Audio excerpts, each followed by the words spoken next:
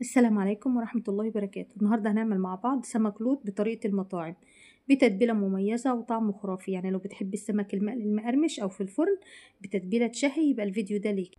وهنعمل كمان رز صيادية. حطوا لايك للفيديو واشتركوا في القناة وفعلوا زر الجرس على كلمة الكل عشان كل ما انزل فيديو يوصلكم كل جديد. ويلا بينا نسمي الله ونصلي على رسولنا الكريم وندخل على الفيديو بتاعنا. اول حاجه معايا السمك بتاعنا ده سمك لوط بيبقى شكله ابيض كده، بتبقى السمكيه كبيره. انا طبعا جايباه من عند الراجل والراجل منضفولي ومقطعه لي جزر كده. ده حوالي كيلو 180 او حسب برضو المكان اللي انت فيه، يعني بيتراوح ما بين 180 و200. طبعا انا جايباه السمكيه كبيره مقطعها لي جزر زي ما انتم شايفينها كده. جبته غسلته غسله كويسه تحت الحنفيه وبعد كده عملت له محلول النقع. محلول النقع ده بجيب شويه ميه وبغطس السمك فيها واحط معلقه دقيق وحوالي نص كوبايه كده من الخل وعصير ليمونتين 2 ومعلقه ملح، واسيبه بقى مع منقوع في المحلول ده لمده 10 دقايق اقل حاجه. بعد كده بشطفه شطفه كويسه وهنعمل بقى التتبيله بتاعتنا.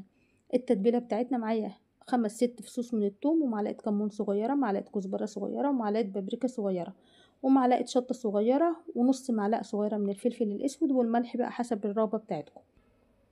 هنجيب الكبه بتاعتنا وهننزل بالثوم وهننزل بالبهارات بتاعتنا، معلقه صغيره من البابريكا والملح بتاعنا ونص معلقه صغيره من الفلفل ومعلقه صغيره من الشطه ومعلقه صغيره من الكمون ومعلقه صغيره من الكزبره الناشفه. طبعا دي كلها مقادير كيلو. التتبيله دي على قد مقادير كيلو بالظبط، والملح بقى على حسب ما انتي عاوزه. تمام.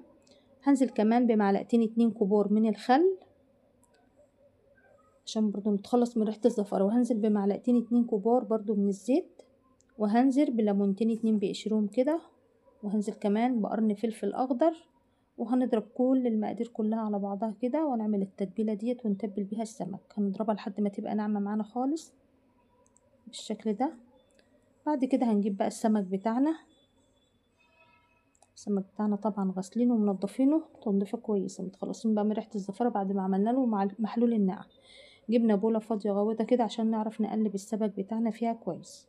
نزلت بالتتبيله في الطبق بتاعنا او البوله بتاعتنا وهنقلب بقى السمك كده في التتبيله بتاعته.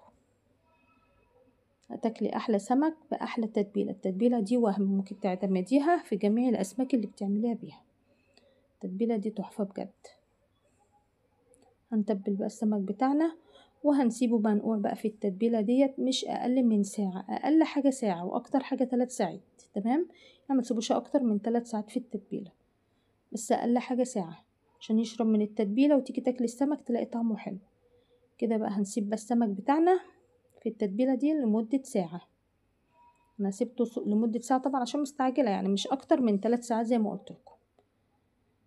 ويلا بينا بقى نشوف التغليفة بتاعتنا اللي احنا هنغلف بيها السمك بتاعنا ويطلع بقى مقرمش زي بتاع المطاعم بالظبط. بجد والله هتاكلوا احلى سمك. هركنه بقى على جنب ويلا بينا نشوف التغليفة بتاعتنا.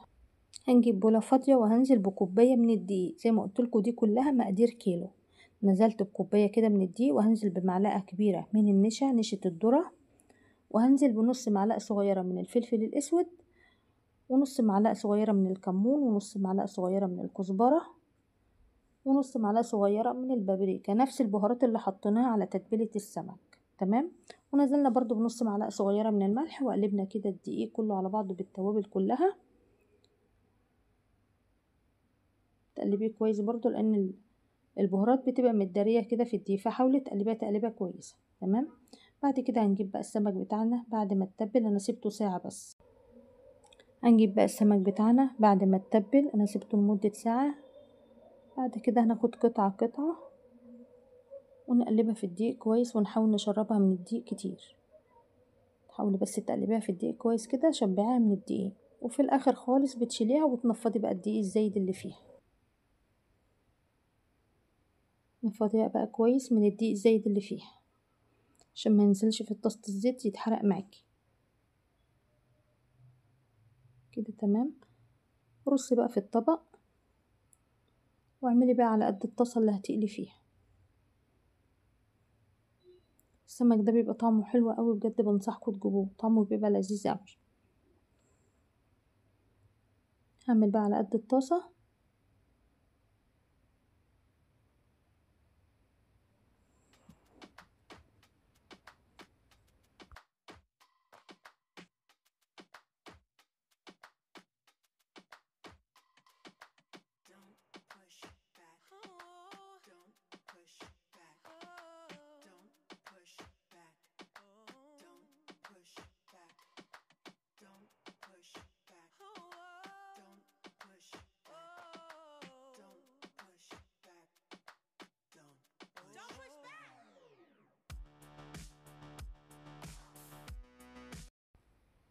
كده تمام.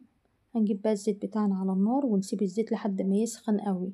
ما تخليش الزيت معاكي بارد او دافي، خليه يسخن معاكي جامد عشان السمك ما يلزقش في الطاسة. وكمان ما تقلبيش السمك كتير عشان ما يتكسرش معاكي. انتي اول بس ما بتحطي السمك كده بترصيه، وبعد كده بتسيبيه بقى لحد ما يحمر معاكي خالص، وبعد كده بتقلبيه على الوش التاني. وعشان بقى ما نشمش ريحة زفارة خالص واحنا بنقلي السمك، كل الخطوات اللي انا بقول لكم عليها دي مهمة قوي، دي كل دي المطاعم بتعتمدوا. هتحطي ليمونة كده تقسمها نصين وتحطها في الزيت، عمرك ما تشم ريحة زفارة، وهتشم بقى ريحة السمك بجد بجد تشهي. مجرد بقى ما يحمر معاكي بتقلبيه على الوش التاني. اوعي تقلبيه ولا تحركيه خالص الا لما يحمر معاكي عشان ما يتكسرش معاكي. مهم اوي الزيت معاكي يبقى سخن، خدوا بالكم من الخطوه دي عشان ما يتكسرش معاكي ويتهرى السمك معاكي. والله احلى سمك واحلى طريقه واحلى تتبيله.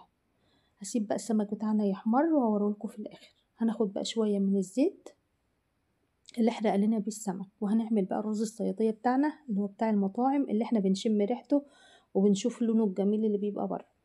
حطينا كده شويه كده من الزيت من بتاع السمك اللي احنا قلينا بيه، ومعايا بصلايه كبيره. انا هعمل كوبايتين اتنين من الرز. حطيت بصلايه كبيره مقطعه مكعبات. هحمر البصلايه بتاعتنا لحد ما تديني اللون البني الغامق. كل ما بتحمري البصلايه غامق كل ما بتخلي لون الرز معاكي غامق.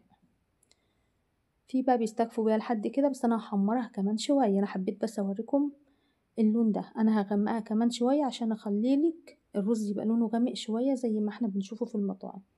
حمرنا البصلايه كده لحد ما خلاص هتبدا تتحرق خلاص معايا.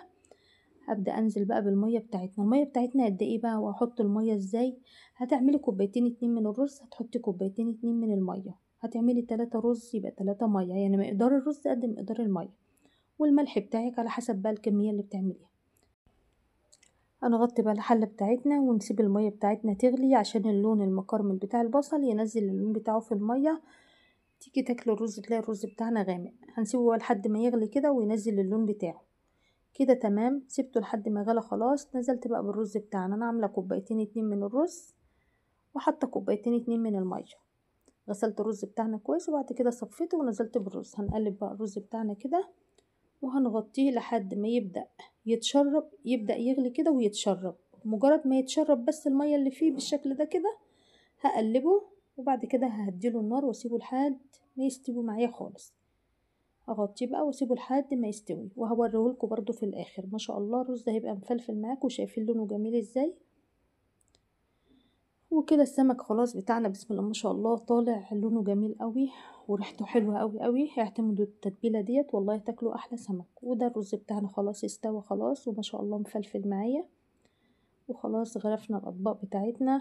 ولو وصلتوا هنا بقى لحد الفيديو يا ريت ما تبخلوش عليا باللايك الجميل بتاعكم، واشتركوا في القناه وفعلوا زر الجرس على كلمه الكل عشان كل ما انزل فيديو يوصلكوا كل جديد. وده كان السمك بتاعنا والرز بسم الله ما شاء الله والله اعتمدوها فعلا. طريقتنا حلوه جدا جدا. دي طريقه المطاعم بالظبط. ان شاء الله تعجبكم. اشكركم على المشاهده والسلام عليكم ورحمه الله وبركاته. بحبكم في الله.